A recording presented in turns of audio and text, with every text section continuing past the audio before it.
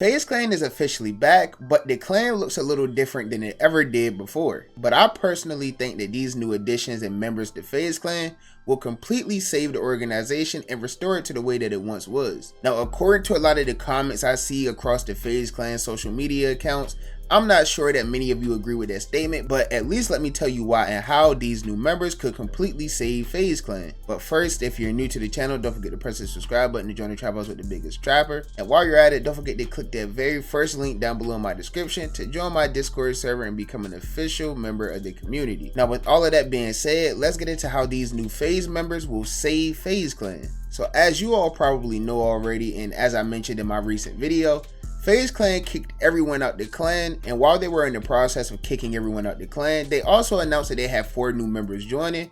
But after kicking everyone, nobody really knew what direction Faze Clan was going to go. They would kick a lot of fan favorites from the clan, like Faze Kitty, Faze Kaylee, Faze Sway, and the entire Newt Squad other than Faze Swag. Although I don't think Santana was anyone's favorite in Faze Clan, but that's besides the point. Faze Clan announced that they were going to be starting an entire new era of the clan. And at first, people were confused because how could you start an entire new era of the clan without having some of the OGs and the people that made Faze Clan who they were? Well, just one day after Faze Clan announced the reboot, they would then post the first of the 4 members that were going to be joining Faze Clan. And the very first member that joined this new era of Faze was a streamer named Blackboy Max. Now, I personally want to say that I think this was a great recruitment. This is somebody who's up and coming in the streaming world and has a very strong core community, but there was one problem and a lot of Faze Clans didn't like this about him. No, it wasn't the fact that he was African American. Well, some people did dislike that, but it was the fact that he didn't play any video games. Now, Max does game on stream, but he's not known for gaming at all. He's more so known for doing reaction style content and doing a lot of content that involves like music.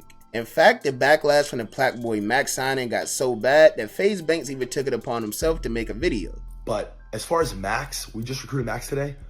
In my own personal life, I've talked to and hung out with Max more times in 2024 than I have anyone else in Faze.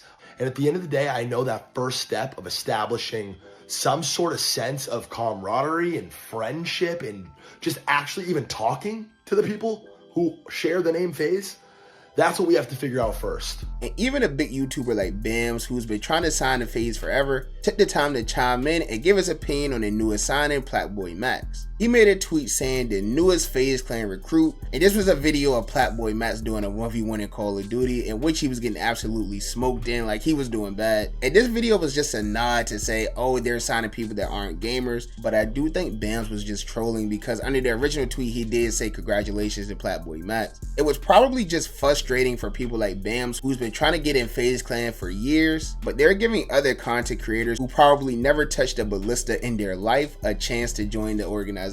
And that's exactly what Faze Clan will continue to do with this new era of Faze. So a day later, Faze Clan would announce the next signing, which was a streamer named Silky. Now, I'm a big supporter of Silky myself. He's one of my favorite streamers. Now, my only criticism of Silky is that he's been a little inconsistent over the years, but I'm sure with joining a clan like Faze is going to really push him to the next level and motivate him to grind even harder. So with that being said, I think it was another great signing for the company. This is a streamer that's extremely diverse. Like, he could do almost anything and his core community will watch it. He has another good, strong fan base, and I personally thought many people would be happy with this signing, but once again, judging by some of the comments they received, people were not happy at all. Once again, Faze Clan went out and signed somebody that was not a gamer. People were beginning to get mad. People were saying, how could you get rid of members like Kitty, Blaze, and Agony for streamers like this who don't even game? Like, Kitty is one of the greatest snipers ever, and you're kicking him for Silky Durag? Like, that's what a lot of the comments were saying. And it started to become very clear that this new era of Faze Clan wasn't going to be anything like the old one. They weren't solely focused on gaming content creators at all. In fact, outside of streamers like Jinxie, Queso, and Sketch,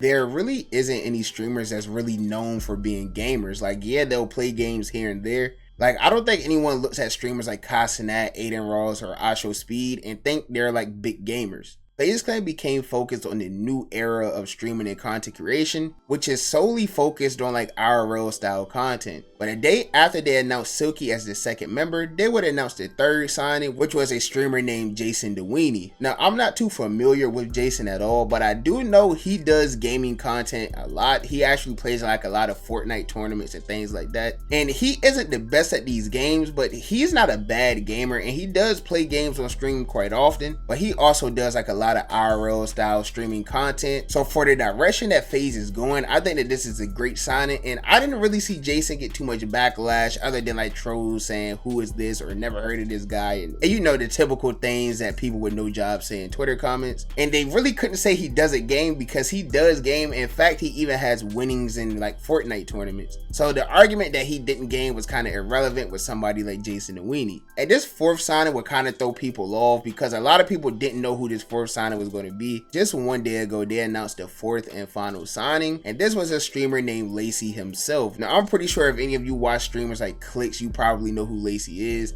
I'm really not that familiar with him. I just see like clips and things like that he has go viral. I know he does like a lot of IRL content. I don't think I've really ever seen him gaming before, but he is friends with like Clicks and Ronaldo, and they both play Fortnite, so maybe he plays Fortnite as well. I'm not sure. And honestly, I didn't see Lacey get that much hate either. Now, I feel like the reason why the first two signings got so much hate was because it was like the first two signings after they kicked everyone. Like, they kicked people's favorite content creators and streamers that's been in the clan for years, and they announced these two streamers that never quit scope with a ballista in their lives. Yes, I know people were upset about that. If you're a long-time FaZe fan, you were probably mad about that because you want them jumping off cliffs doing 360 no scopes. I get it. But you just gotta understand, bro, that's not where gaming is anymore. That's not where content is anymore. And it's important to note that these four signings aren't the only members of FaZe Clan. They still have like 14 other members, and those members are people that have been in the clan for like years. And most of them still play games. Like, if you want to watch somebody play Call of Duty, go watch like Nick Merch, Swag, Jev, Scope. There are still multiple creators in FaZe that game faithfully. It's all they do. These new signings are just to mix it up a little bit. And a lot of people were mad that people like Kason were still in FaZe, but that's because people don't know that Kason is literally like one of the co-owners of the Atlanta FaZe esports team. People don't know things like that, which is why people are acting like they care so much, when in reality they don't really know half of what they're talking about.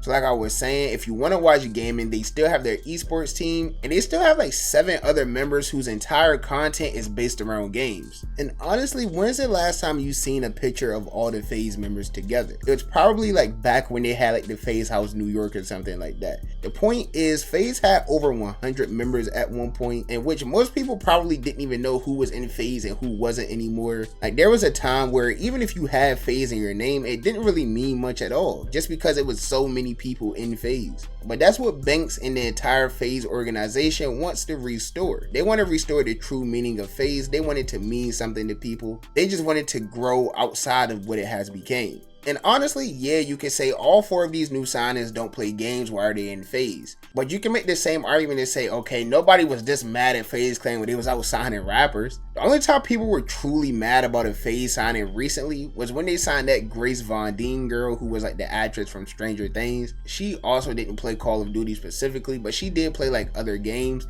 And people were still mad at the signing. Like, it was an entire big thing. You just had to be there to understand how bad it really was. But other than her, nobody else really got much backlash whether they played Call of Duty or not. These 4 streamers can literally spark a stream or make a video doing anything that they want to do, and their fans will watch it. That's what makes them important. They don't have to sit there, they're set up playing a game all day, or quick scoping or trick shotting or any of that like most FaZe members had to do in the past. So that's why I feel like these signings were very good for FaZe Clan. And yeah, they probably could have went out and signed bigger names. They probably had that option to do that. But then people would have still been mad saying that they weren't giving like upcoming streamers a chance or things like that. They went out and signed upcoming streamers who have strong fan bases, but they're nowhere near their peak yet, and said, okay, we're going to sign these guys to FaZe. They're still upcoming. They're on the grind. We're just going to help them grow as creators, and they're going to help us grow as an organization. It was an even trade-off. If they went out and signed Aiden Ross and Casanat, they would have said, oh, they're just signing people with clout. It would have been like, people are going to find a reason to be mad regardless. But I personally think that these were great signings by FaZe Clan, and I can't wait to see what they got in store. So like I said, I personally think this will be big, and I think it'll work out well for Faze Clan. But you guys let me know what y'all think. How do y'all feel about the signings? Do you think they're going to save Faze? Do you think Faze Clan is going to fall off again? How do you think Faze is going to move as an organization now that they've completely reconstructed the roster, kicked a lot of people, and added 4 brand new members? Let me know down below in the comments. And while you're at it, don't forget to press that subscribe button to join the Travels with the Biggest Trapper and join me on my road to 2,000 subscribers. And also, if you enjoyed the video, be sure to give me a thumbs up. If you didn't enjoy the video, be sure to give me a thumbs down. Any feedback is good feedback to me. And as always, I appreciate all the love and support. And I'll catch you boys and girls in the next banger, man. Bye. Have a beautiful time.